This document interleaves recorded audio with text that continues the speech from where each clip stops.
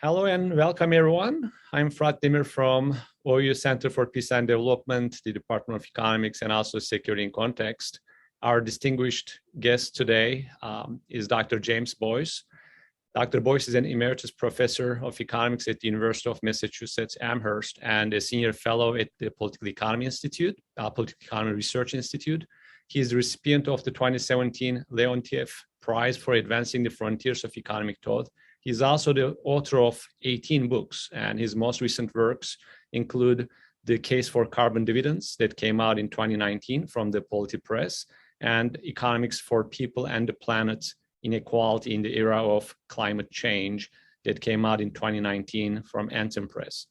We will have the Q&A at the end of the talk, but please feel free to post your questions on the Q&A window rather than the chat window. And Jim, welcome. It's an honor to have you here.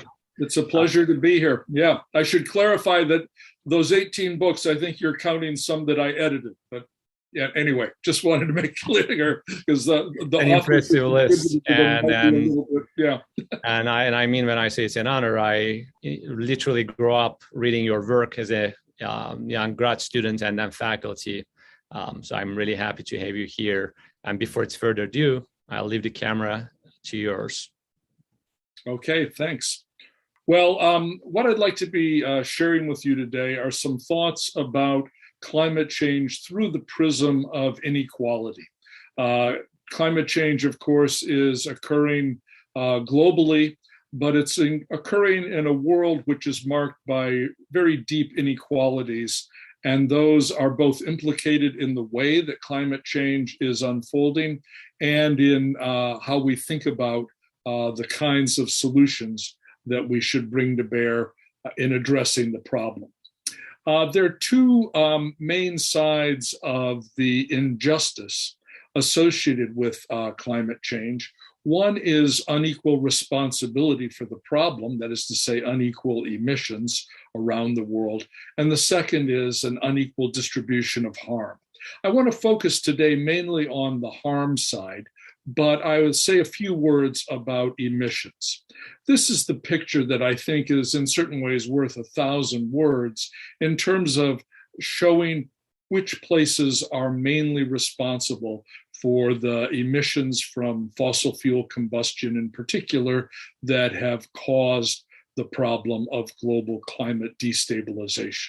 And as you can see, we're mainly talking about a problem caused by the advanced industrialized countries. If you look at sub-Saharan Africa, for example, it's very clear that the people of Africa have contributed very little to the problem. This is a picture of the world at night taken from outer space.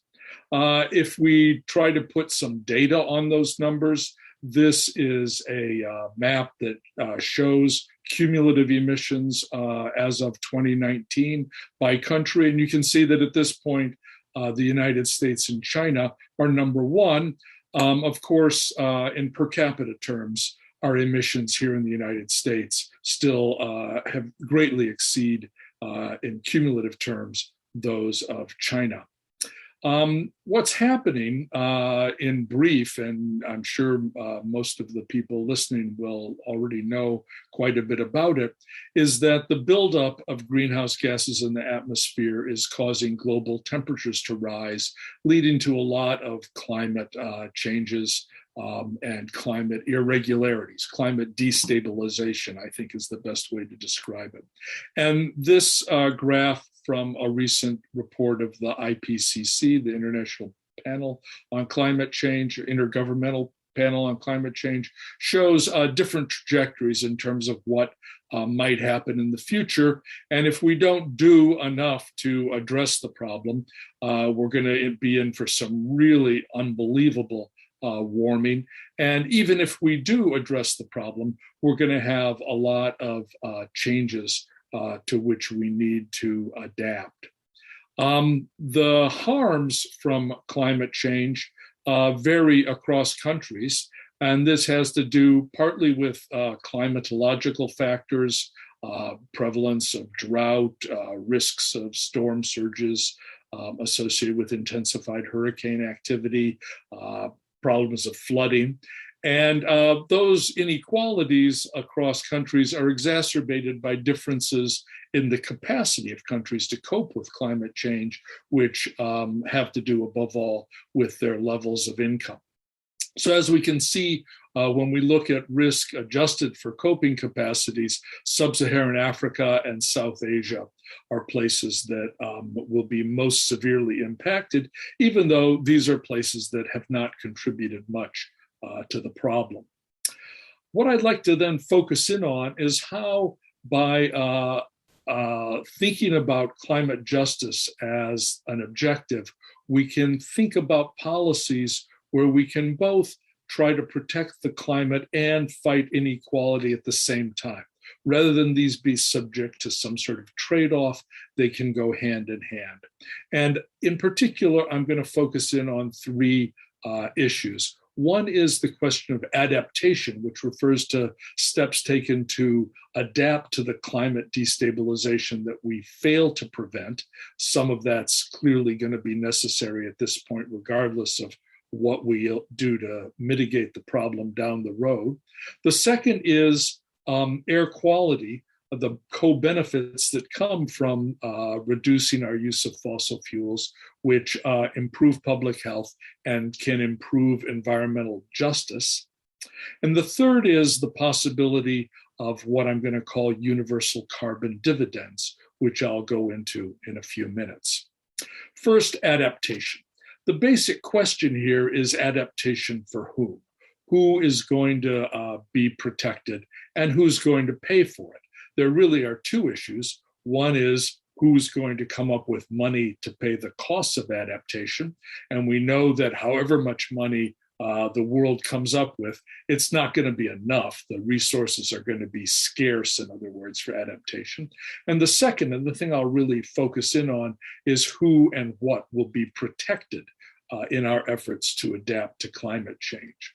With regard to who will come up with the money, we have a framework set up by an international treaty called the UNFCCC, which provides that countries should act, including pay for adaptation, in accordance with their common but differentiated responsibilities and respective capabilities. What that means is that the countries that have done the most to contribute to the problem and that are most capable of contributing to solution by virtue of their wealth should bear the biggest responsibility for funding adaptation assistance.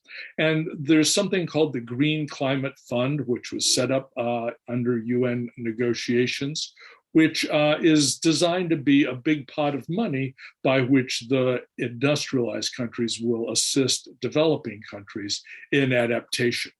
The Green Climate Fund is not adequately funded. The amounts pledged have been far below what's needed for adaptation, and the amounts actually delivered have been far below what's been pledged. But we can look at the Green Climate Fund to get some sense of the issues about how the questions of adaptation for whom are going to be addressed. The Climate Fund's sort of operating framework provides that funds should be distributed with an eye on efficiency and effectiveness. And a point I want to make in this regard is that efficiency and effectiveness often mean different things. In mainstream or neoclassical economics, efficiency is guided by not only willingness to pay, but ability to pay. And so the way that we measure what is a benefit from adaptation is to look at who can afford to pay for those benefits. In that framework, richer people and more expensive properties deserve more protection than poorer people and less expensive properties. And so that notion of efficiency is quite at variance with other notions of effectiveness that have to do with protecting people's lives and protecting people's livelihoods, regardless of whether they're rich or poor. This is an issue both within and among countries. So we can ask the question, who are we going to protect in the United States? Are we going to protect expensive real estate in our major cities? Are we going to protect poor people? The lower picture here shows people during Hurricane Katrina in New Orleans in 2005. Similarly, in developing countries, will we protect expensive real estate in downtown Mumbai, shown in the top picture, or will we protect poor coastal communities?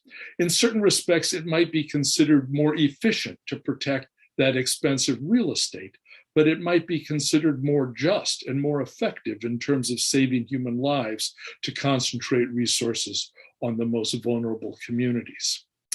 In thinking about allocating limited allocation money, we can draw a contrast between what can be termed a wealth-based approach and what I'm going to call a rights-based approach. The wealth-based approach is embedded in a lot of neoclassical economics. I won't read through this whole quote, but I'll point out that the conclusion is that it makes economic sense to dump toxic waste in the poorest countries. In a way, climate hazards are another form of toxic waste. And the person who wrote this memo, or at least signed his name to it, was a man named Lawrence Summers, who at the time was the chief economist of the World Bank. That's one approach to allocating resources, allocate them on the basis of wealth. And indeed, it's the way that real-world markets allocate most resources too. A very different approach is to base it on rights, on the basic premise that everyone has an equal right to a clean and safe environment, regardless of their purchasing power, regardless of their race, ethnicity, gender, and so on. And that rights-based approach is enshrined in the most foundational of legal documents in many countries around the world, including national constitutions like the post-apartheid Constitution of South Africa, and including the Constitution of my own state, the Commonwealth of Massachusetts. Both have language articulating that rights-based approach as the basis for law and public policy. And these are rather different approaches. To bring out those differences, I think it's worth looking at how disasters have played out in the past. This is a picture from an island in Indonesia in the wake of the tsunami of 2004. And in the wake of that tsunami, the people of the afflicted areas, including in Indonesia, Thailand, Sri Lanka, were often afflicted by what sometimes is called in the literature the second disaster. The first disaster is when the natural disaster strikes, the tsunami in this particular case. But the second disaster is what follows afterwards, when people who've been weakened by the natural disaster find themselves being dispossessed of their land, their homes, and their properties by others coming in to take advantage of their weakness, in effect, hitting them when they're down in order to grab their land. And particularly where the lands include potentially lucrative beachfront properties, that second disaster can be very intense indeed. We can already see in the name of climate change adaptation something similar going on in what Kasia Propoki, in the article referenced on this slide, has described as anticipatory ruination. In southern Bangladesh, in areas which stand to be very heavily impacted by storm surges from intensified hurricane activity, there already are people being displaced from their lands on the grounds that this is adapting them to climate change, to the risk that their lands are going to go underwater. But what's really going on is that their lands are being converted to shrimp farms, typically owned by wealthier people, including by military officers and others who are producing shrimp for export around the world. That anticipatory ruination, as she calls it, is an example of adaptation where what runs the kind of guidelines for what's going on is the force of wealth rather than the power of individual rights.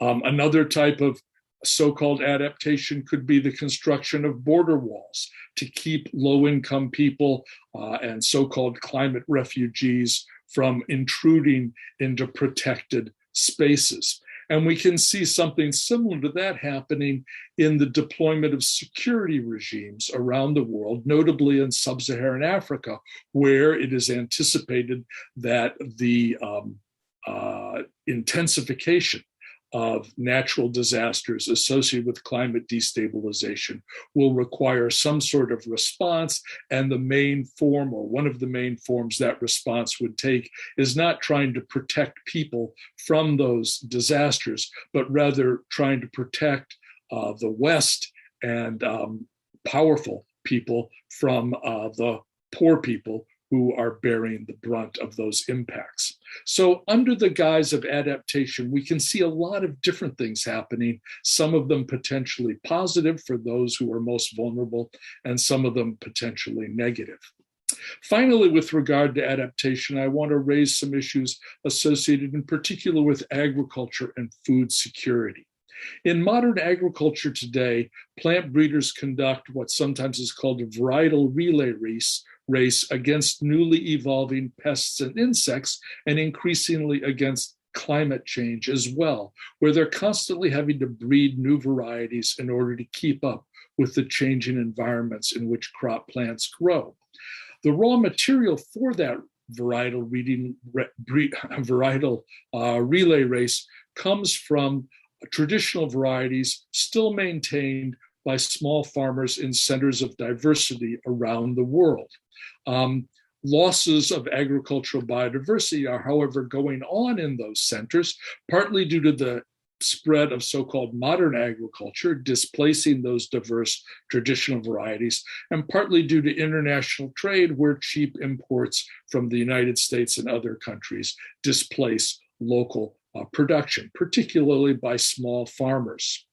The diversity that those farmers maintain in the field is extremely important for our ability to adapt to climate change in the future, however. And so this erosion of that genetic diversity is an enormous problem in terms of our future ability to adapt.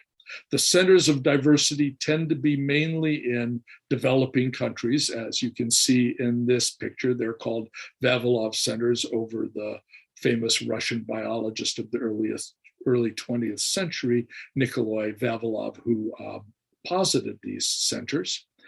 There's a picture of him, and there's the place in St. Petersburg where he had stored a lot of seeds, most of which have now died because of non-maintenance. The paradox of food security and agricultural sustainability, therefore, is that in order to sustain our modern low diversity agriculture, we need a constant influx of new biological inputs, new genes from high diversity traditional agriculture, but that high diversity traditional agriculture is currently being undermined. So what we need to do in order to maintain our ability to adapt to climate change and to protect long-run food security for humankind is to support the people who are the stewards of crop diversity in the field, like this kid and his family in the hills of Guatemala and southern Mexico, which is the center of diversity for maize, or what we call corn in the United States, which is the #1 crop in both the US and Mexico. Second, I want to turn to the issue of air quality co-benefits and environmental justice briefly. When we burn fossil fuels, we not only release carbon dioxide, the most important greenhouse gas, but also a number of other hazardous air pollutants, including particulate matter, sulfur dioxide, nitrogen oxides, and a host of air toxics like benzene, for example. And the reason these matter is that when we're cutting CO2 emissions, we're also cutting these emissions of co-pollutants. We're getting what are called air quality co-benefits. And those benefits, research shows, are comparable by conventional valuation metrics, at least, to the benefits of reducing CO2 itself. So it strengthens the case for moving aggressively to cut our use of fossil fuels, but the magnitude of those co-benefits varies across and within countries, meaning that in making choices about where to cut emissions, we're also making choices about where to have those air quality improvements. When we look at premature deaths from outdoor air pollution around the world, these are data from earlier in the almost a decade ago now. The numbers would have improved somewhat today, but not much for some countries. What we find is that there are enormous numbers of deaths, millions of deaths, in fact, around the world from air pollution, much of it resulting from fossil fuel combustion. Even in advanced industrialized countries in the United States, we're talking about tens of thousands of premature deaths every year. So by cutting our use of fossil fuels, we're not only going to help stabilize the Earth's climate, but we're also going to reduce these premature deaths. And for that, it's very important to think about where we cut emissions. Let me give you an example from the United States. Often it's said that it doesn't matter where you cut emissions because carbon dioxide is carbon dioxide. And while that's true, it does matter once we take into account co-pollutants and the co-benefits, air quality co-benefits from reducing emissions. So here are two sites in California which are comparable in terms of their total carbon dioxide emissions. But one of them, a power plant near Bakersfield, is in a very sparsely populated area, and it emits about 50 tons a year of particulate matter. The other, an oil refinery near Los Angeles, is in a very densely populated area, and it emits about 7 times as much particulate matter. So in thinking about where we want to be cutting our emissions of from burning fossil fuels, it makes a lot of sense to cut them in the oil refinery, in this case, rather than to be cutting them at the power plant. It also matters from the standpoint of environmental justice, that is to say, who is impacted by those hazardous air pollutants. And I won't have time to speak much about that today, though I'm happy to talk about it in the Q&A. But if you're interested, you can find this report, which my colleagues here at Perry and I brought out earlier this year, called Green for All, which looks at the integration of air quality co-benefits and environmental justice into climate policy. And our key findings are that if we only focus climate policy on carbon emissions here in the United States, we're going to get actual increases in co-pollutants in some locations with disproportionate impacts on EJ communities, on African Americans and Latinos. If we add the air quality and environmental justice goals into the design of our policies, however, we can get big changes in where the emissions take place. And we can do that at very modest additional cost. And the benefits in terms of public health of doing so vastly exceed those costs. So there's a very good case in thinking about our ways in which we're cutting emissions, thinking about climate change mitigation, a very good case for taking air quality co-benefits into account, both from the standpoint of efficiency, not leaving public health dollars lying on the table, but also from the standpoint of environmental justice. Finally, I want to say a few words about universal carbon dividends. This again has to do with mitigation, with policies to reduce carbon emissions. When we keep carbon in the soil, when we keep oil in the soil or coal and natural gas in the ground, we're reducing the supply of these things to the market. And that is kind of like what we do when we deal with traffic congestion. When we have parking lots and places that are too congested, we charge fees and we have rules, and those limit the problem. So as part of the way we deal with parking congestion in cities around the country, we have parking meters on the streets. We also have rules about where you can park and where you can't park. You can't park by a fire hydrant, etc. And that combination of prices and rules is how we deal with the problem of congestion. By charging for parking, it doesn't mean, by the way, that we've commoditized the streets or are selling the parking lots or the city streets. What it means is that use of our parking lots and our streets is no longer free. There's a cost that reflects the fact that there's a congestion problem. And Similarly, when we think about climate change, it's a problem of congestion taking the form of too much carbon dioxide and other greenhouse gases being emitted into the parking lot of the world's atmosphere. And similarly, we need a combination of prices and regulations in order to address that problem. Why have carbon pricing as part of the policy mix? I think there's several reasons. One is, as I'll show in the next slide, a carbon price is an almost inevitable consequence of any cap on our use of fossil fuels. If we're actually going to limit the amount of fossil fuels we allow into our economy, it's going to raise the prices of fossil fuels, and that is the equivalent of having a carbon price.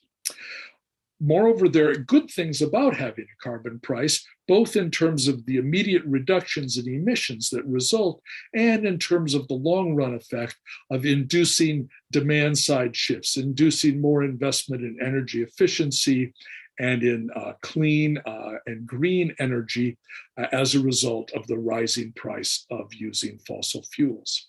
And finally, and what I'll really focus on in these last few minutes, is the opportunity created by carbon pricing for capturing what I'm going to call the carbon rent in the next slide, and using that money to advance the goal of reducing inequality at the same time as trying to cement public support for aggressive action to combat climate destabilization.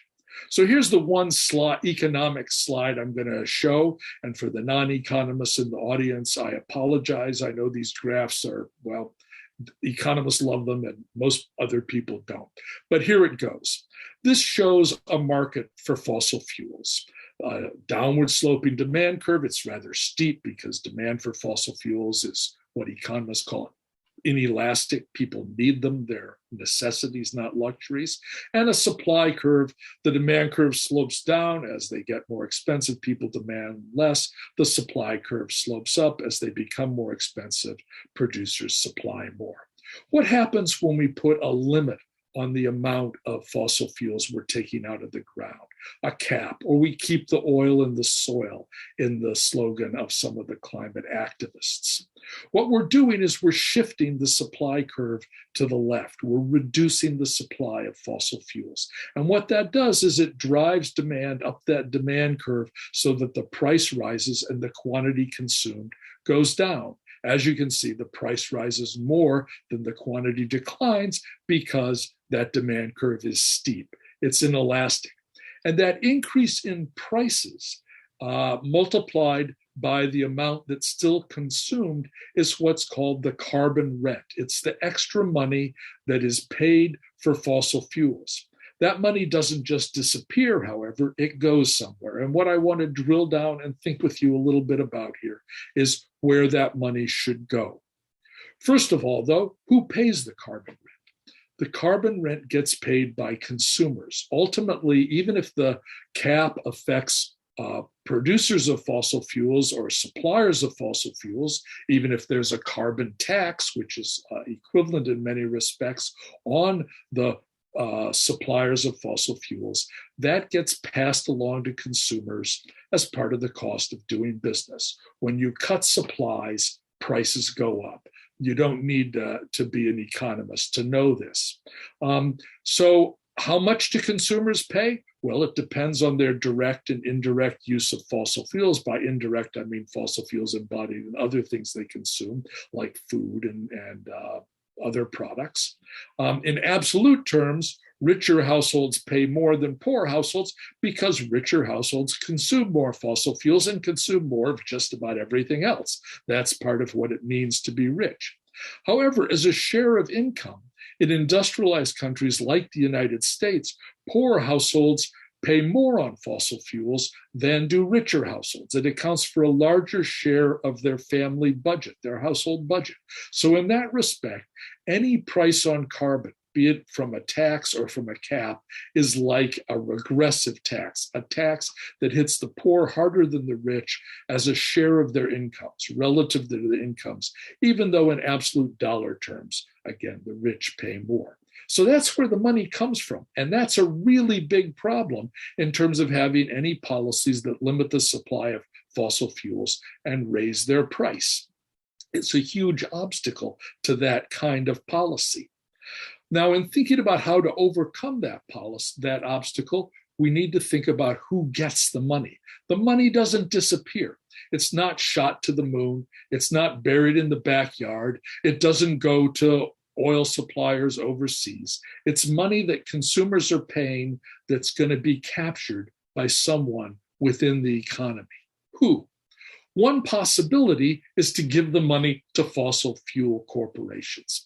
This is an option known as cap and trade, or more exactly as cap and giveaway and trade, because the idea is you give free permits to the corporations. That allows them to bring fossil fuels into the economy.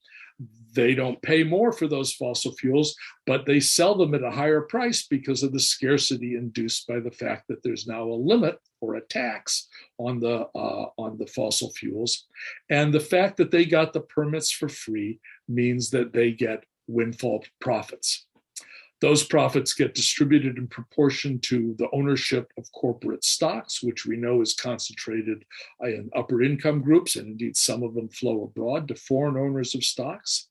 And some of the profits, therefore, flow out of the country to foreign shareholders. That's one option. A second option is what I'll call cap and spend. The money goes to the governments. In this case, permits are auctioned, not given away, or alternatively, there's a carbon tax with the money going into government coffers. So there's no need for permit trading in either of those cases. There's no cap and trade. Even if it's a cap, the permits are auctioned off rather than being given away. So there's no need to have firms trade amongst themselves after that. The revenue from the auction or from the tax is retained by the government, and the money is used to increase spending on whatever the government wants to spend it on, or to cut other kinds of taxes like income taxes or corporate income taxes or whatever. What the government actually does depends on the decisions of government leaders. The picture here is of John McCain and Joe Lieberman, who were the authors of a cap and trade bill that had a cap and spend component back in the first decade of this century. If you like the government and trust what they're going to do with the money, this is an option that might appeal to you, but most people actually prefer a third option. And the third option is to give the money straight back to the people. This is called cap and dividend, or in the case of a tax, it's called fee and dividend. So in this case, the permits are auctioned, or there's a tax. The revenue is then recycled back to the people in equal dividends for every woman, man, and child in the country. The people who consume more carbon, which is to say upper income households, because they consume more of everything, pay more than they get back. And the people who consume less get back more than they pay. In that respect, carbon dividends protect the purchasing power of working families. Working families are held whole by the fact that the money's coming back to them. And indeed, low-income households, which of course many working families have low incomes in this country, they come out with more money in their pockets than in the absence of the cap and dividend or fee and dividend system. So that's another way to distribute the money. Paying out dividends is not rocket science. The state of Alaska already does this in something called the Alaska Permanent Fund. If you're not familiar with it, if you just Google it, you can go to the website of the Permanent Fund. You can see the 1 or 2 page PDF form that Alaskans use to sign up for their dividends. This is money that comes from extracting oil, not from keeping it in the ground, but the money, these royalties on oil extraction are paid out on an equal per capita basis to every resident of Alaska. The amounts vary from year to year, but typically they've come to between $1,000 and $2,000 per person in recent years. For high-income Alaskans, that's a free shopping trip to Seattle or LA. But for low-income Alaskans, and many Alaskans are low-income, including many Native American Alaskans, that's a lot of money. For a family of 4, we're talking about $5,000, $6,000, $7,000, even $8,000 a year.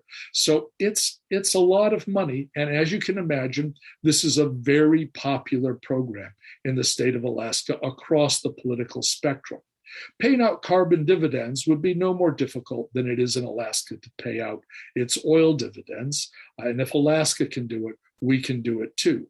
The big difference, of course, is in the case of carbon dividends, the money comes not from extracting oil, but from keeping the oil in the soil. It comes from having a limit or charging a price for carbon emissions and capturing that money by auctioning the permits or collecting the tax revenue and reallocating to the people as dividends. That idea of dividends is consonant with a value that I think is pretty widely shared around the world, which was summed up in this caption that I encountered on a mural painted by the great Mexican artist Diego de Rivera at the Ministry of Education building in Mexico City. And in the way I've written it here is in the Spanish that Rivera used himself in inscribing the caption on his mural. It says, "The earth belongs to us all, like the air and the water and the light and heat of the sun." I think a lot of people believe that that's the case. And if we believe that's the case, then that applies also to the Earth's limited absorptive capacity for emissions from burning fossil fuels. That capacity belongs to all of us. And if we're going to not give that capacity away by not charging for it, but we're going to limit the use of that capacity, limit use of that atmospheric parking lot, as I described earlier, by charging for it, either through a cap or a tax, then that notion that it belongs to us all translates into the notion that we all should share and share equally in the revenue that comes from charging for something that we all own in common and equal measure. So I'll stop there, open it up to Q&A. I think Firat, who's hosting this meeting, is going to be fielding the questions that you've submitted on the chat. I want to thank you all for listening. I'm happy to talk more about any and all of these topics. For those who are interested in reading more about these things, I've got suggestions here for things you might start with in terms of reading about adaptation, air quality co-benefits and environmental justice, and universal carbon dividends, respectively. So thank you very much. Thank you, Jim. It was really thought-provoking and an insightful discussion, especially when it comes to climate change and justice issues and social justice that comes with it. I will take the privilege of starting the question myself that I have two that has been back of my mind for some time.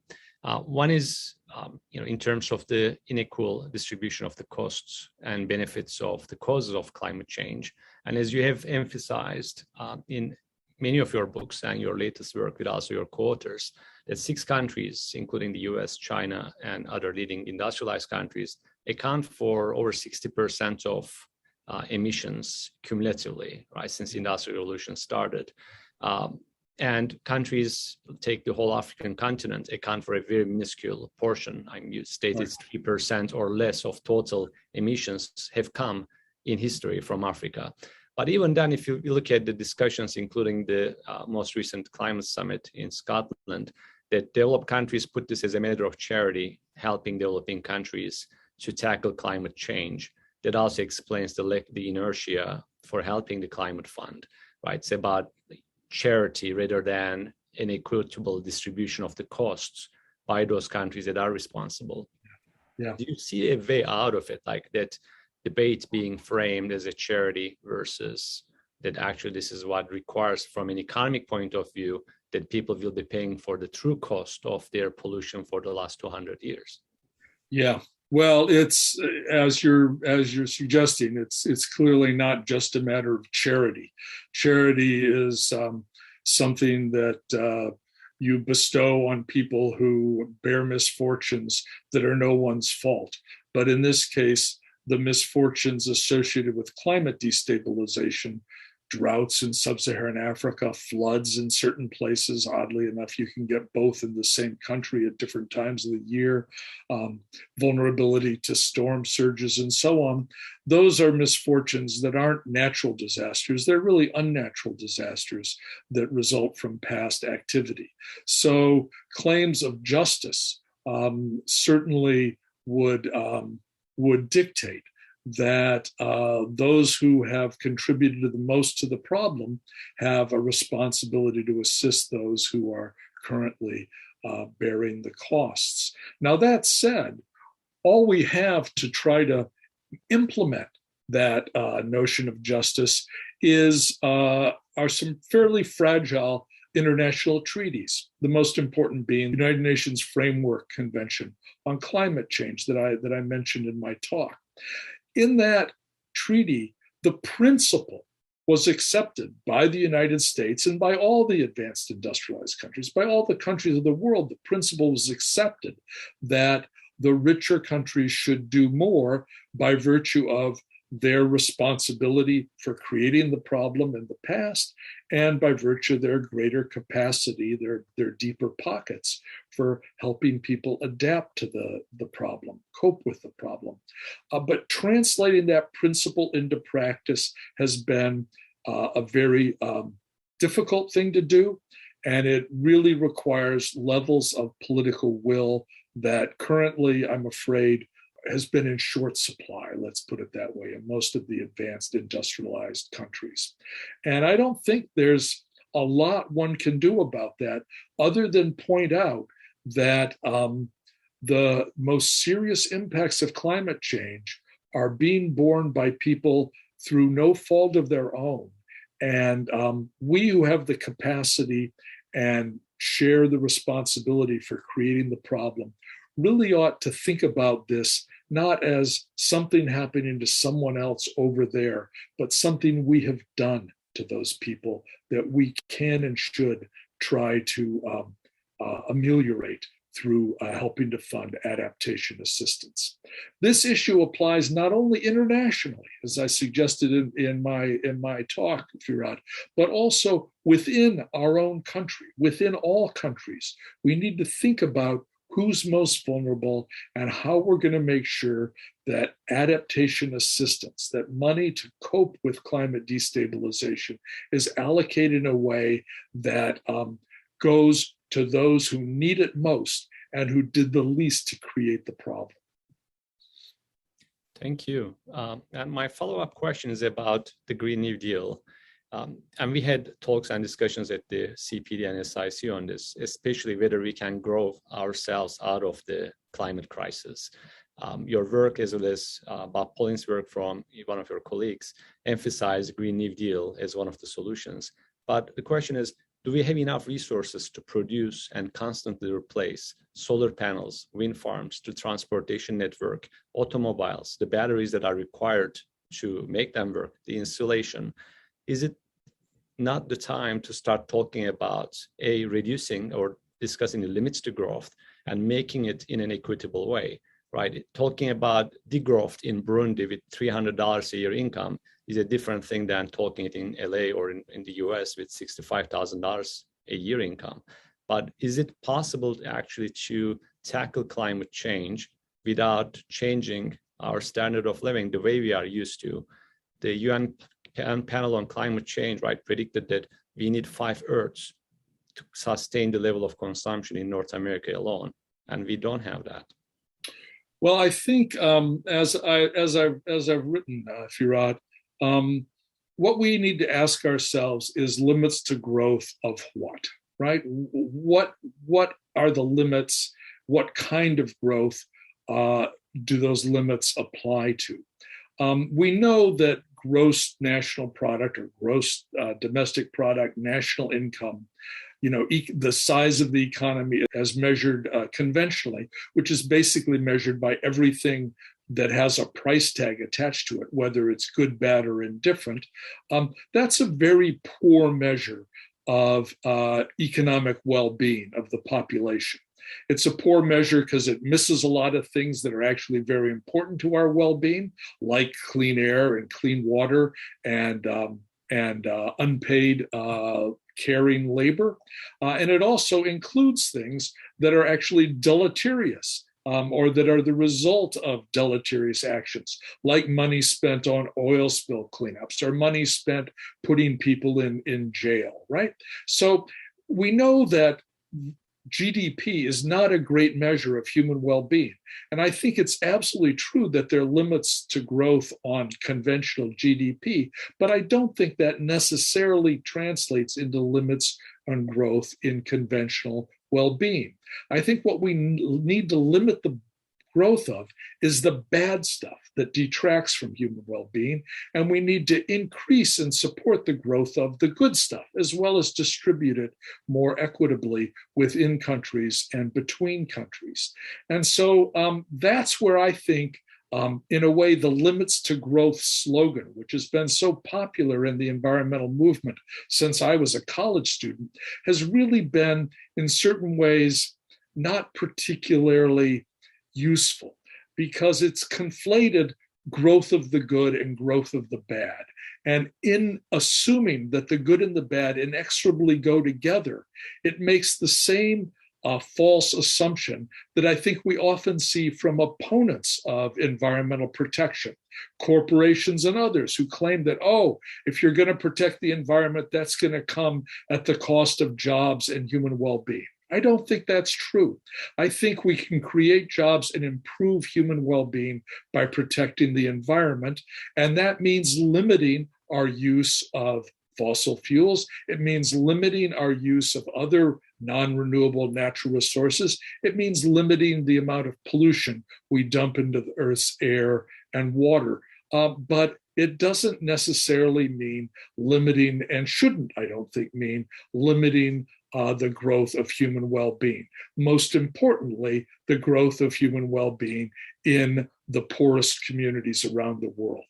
Thank you. I'll pass it to the floor, and we have a few questions. I'll start with the first one.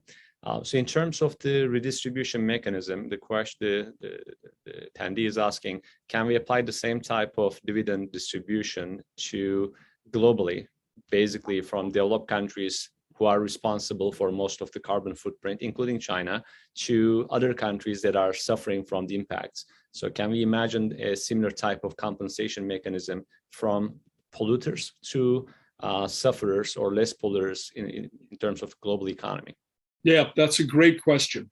And we can imagine it. And we can see that in certain ways it would be both just and very desirable. However, there are two big obstacles to doing such a thing. One is that there is no international government, no international fiscal authority that could administer such a system.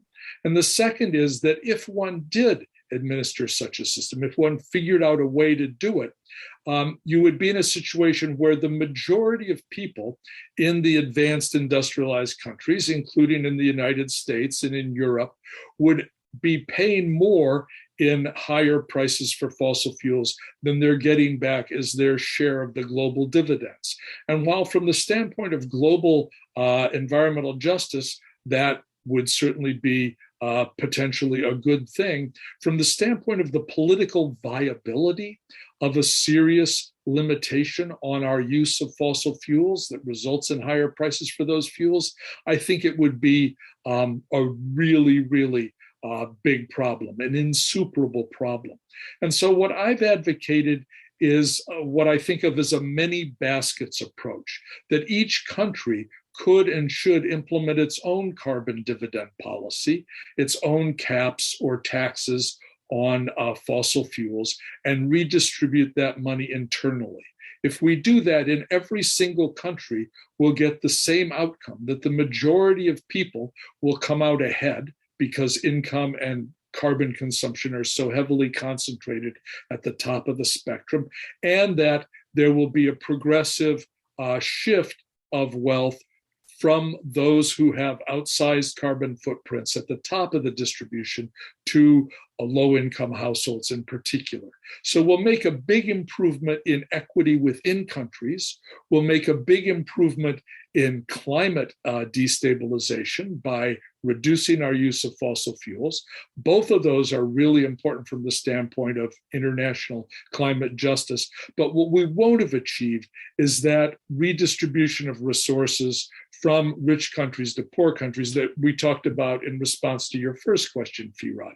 The problem of getting the rich countries to pony up for their, what I see as fair share of assistance to developing countries in coping with climate change. It doesn't solve all the problems at once, but at least it solves two of the biggest problems, which are reducing our use of fossil fuels by having the cap or the price on carbon, and by reducing inequality within countries by recycling that money to the public. So this is a case where I think what we can do is constrained by what is practically feasible to do.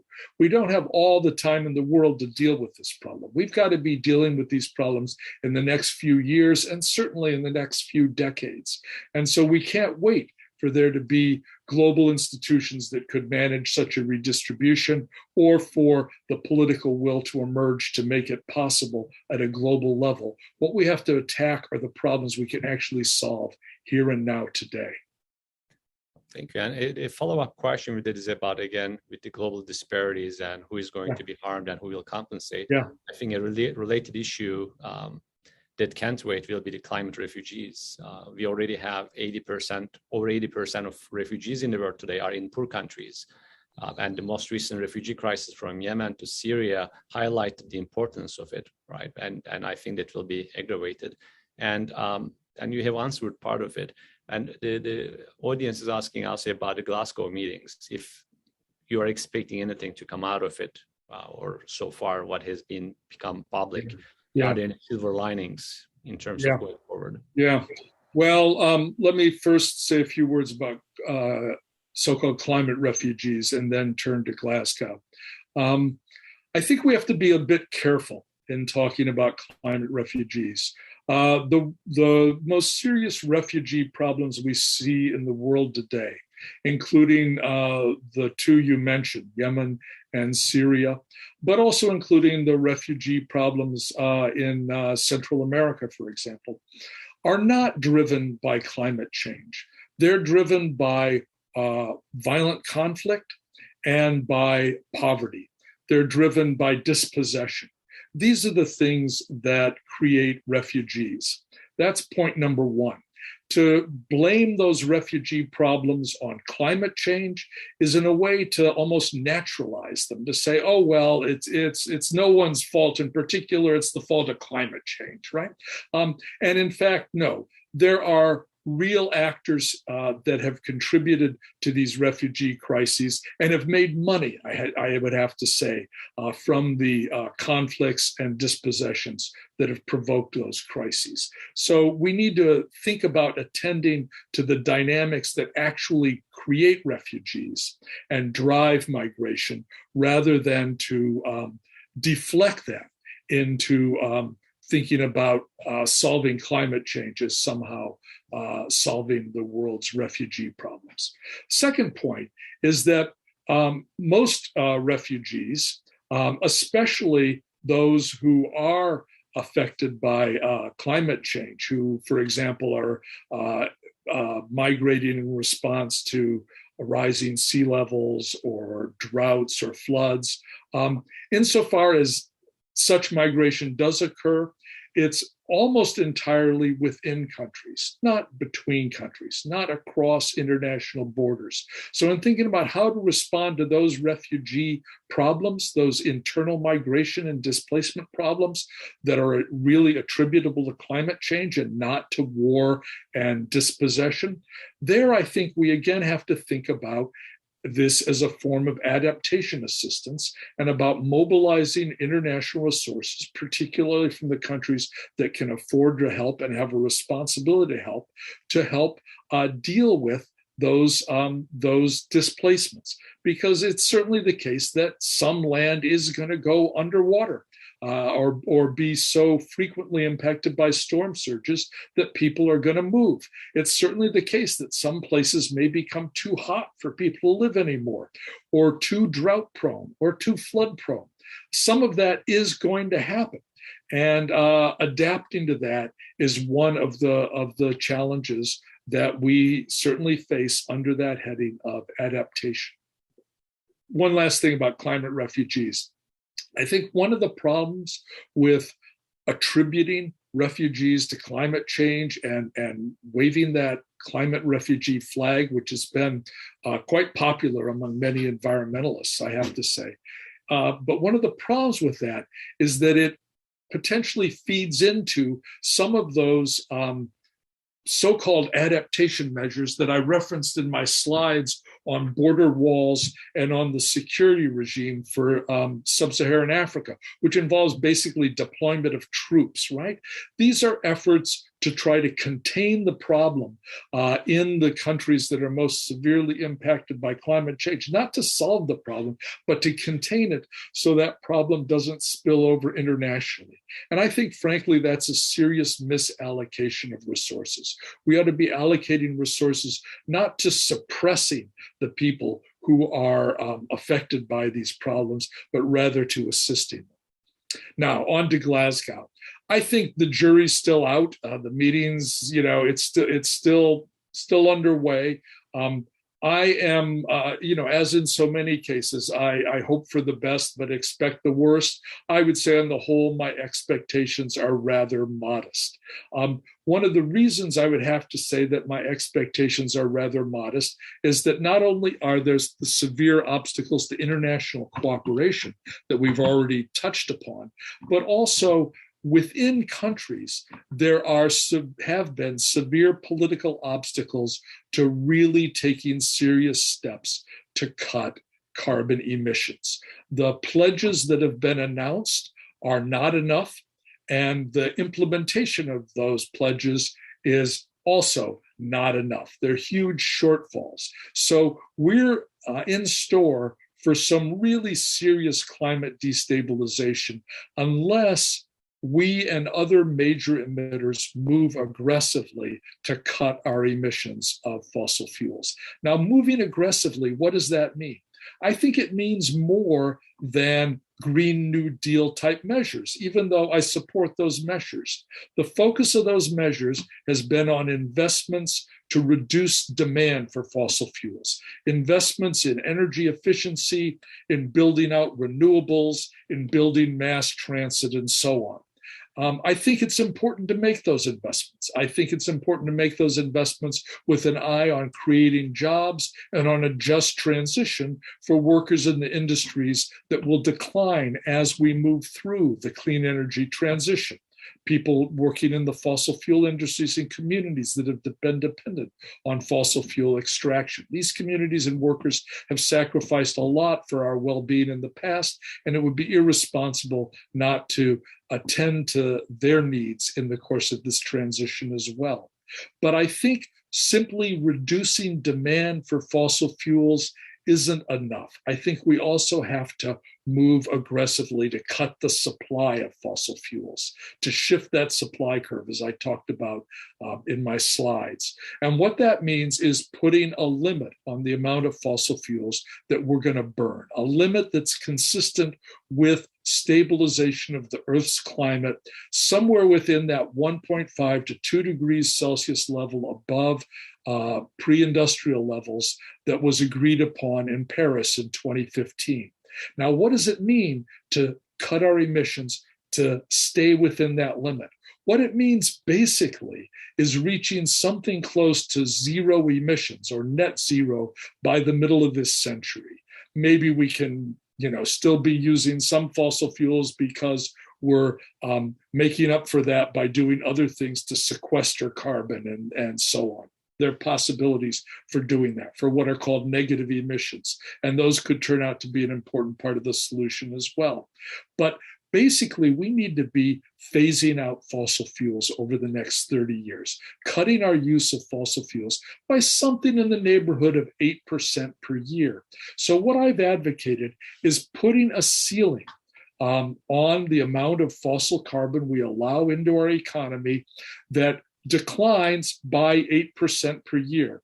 And if demand for fossil fuels exceeds the supply limit set by that cap, then the permits to bring fossil fuels into the economy should be auctioned, and the money recycled to the people as dividends. I think this is basically what we need to do in order to guarantee, to have any hope we're going to guarantee that we stay within that 1.5 to 2 degrees Celsius limit. And one of the sad things I think about the current state of affairs in this country and in other countries is that very few people are talking about making such a guarantee by imposing a limit on the supply of fossil fuels. Instead, they're talking about measures to reduce demand, which again, I think are important. I'm all in favor of them, but I think we need to guarantee that we're going to meet that target of reducing emissions at about 8% a year. And the only way I think we can do that is to restrict the supplies and face the reality that comes, the economic and political realities that come with reducing those supplies. The economic reality being that if you haven't cut demand by that much, then prices are going to go up. And the political reality being that if prices go up, there's going to be a public backlash, as we've seen around the world, most notably in France in the Yellow Vest movement, but elsewhere as well. And that in order to cope with that, in order to make sure that working people are held whole as prices go up, we need to have those universal dividends paid out to everybody in the country as their price of fossil fuels goes up. I just don't see any other way to do it. And what I'm sad about really is that politicians on all sides of the political spectrum really have been so terrified of actually seeing fossil fuel prices go up and facing the political backlash because they haven't really cottoned on to the possibility of dividends as a way to deal with that problem, that instead of talking about cutting supplies, they instead talk about spending money, which is a lot more popular than anything that's going to raise prices to people, on various kinds of environmental good works. Again, I'm in favor of those environmental good works. I'm in favor of the Green New Deal. I think that's necessary, but I don't think it's sufficient. And so that I would say is my biggest disappointment in the current moment, really. I didn't expect new resolve to deal with this to come out of Glasgow because I didn't see governments talking about it. The only way governments are going to talk about it are if people talk about it. If the kind of people listening to this lecture start talking about it and demanding that their leaders take action to limit the supply of fossil fuels and deal with the consequences. Otherwise, I don't think the politicians are going to wake up some fine morning and decide, oh yeah, let's do this to save the planet and to reduce inequality. They're just not going to do it unless we make them do it. And we're almost over time, actually, but I'll take one more question, and it's about the carbon charges. And the question is, there seems to be some, but are they close enough to where they need to be? And if there are any countries or any localities that use dividends regarding, you can follow. Both great questions. And I'll try to give you a quick response. With respect to the actual levels of carbon charges today that sometimes take the form of carbon taxes and sometimes take the form of caps with permits, no, the price levels that currently exist today are almost all way too low to have a significant impact on emissions. They can generate some revenues, which is good.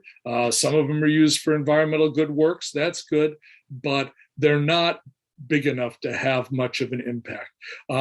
There are a few exceptions. Sweden has a substantial carbon price. Europe is going to try to move towards a higher carbon price over the next few years. But in general, the prices historically have been way too low to have much of an impact. That said, the fact that those prices now cover about 20% of carbon emissions worldwide is at least a first step, and it means that countries are developing experience with putting in place the instruments that could be used to achieve more robust emissions reductions. With respect to dividends, the one country which has a real carbon dividend program in operation today is Canada. Canada has it in all of the provinces that didn't already have a carbon price policy of their own before the federal policy went into effect in 2019, I think it was. That includes Ontario, by the way, the most populous province, accounting for about 40% of Canada's population, I believe. They have carbon dividends. It's a federal government policy. Now, there are a couple serious problems with the Canadian system, even though at least they've managed to do this. Problem number one, the price is too low. Again, it's one where the prices are so low that really we're not talking about a hell of a lot of money.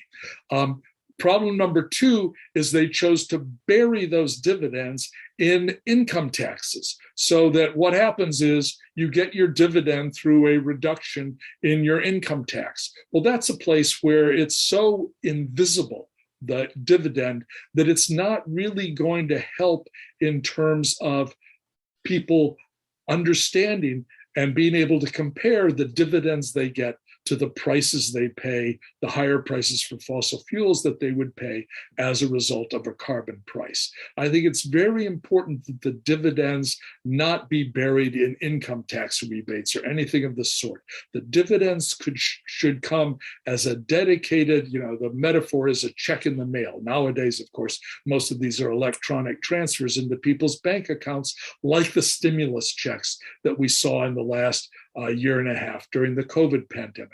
Paid into people's accounts, people can see it, they know how much money's there, and they can compare that to what they're paying in higher prices. If you bury it in the tax system, look, I have a PhD in economics. I can't even figure out the tax system. I have to have an accountant to do my taxes for me. It's so complicated. Same thing, I can't figure out my electricity bill. You don't want to bury it in the electricity bill. You want, which they do in California to a limited extent, by the way. That's another place where there's a dividend-like component, only it's not per person, it's per customer and so on. But I think what's really important is to have the money come back in a way that's not only fair, but is highly transparent, highly visible, because it's that return flow of the carbon rent that's going to help to guarantee durable public support for strict measures to limit carbon emissions, even in the face of rising fossil fuel prices. And we'll have to stop it there. Thank you, Jim, for a great talk. And thank you all our attendees for staying with us for the afternoon. And have a great day for the rest of the day. Bye. Thank you all for coming.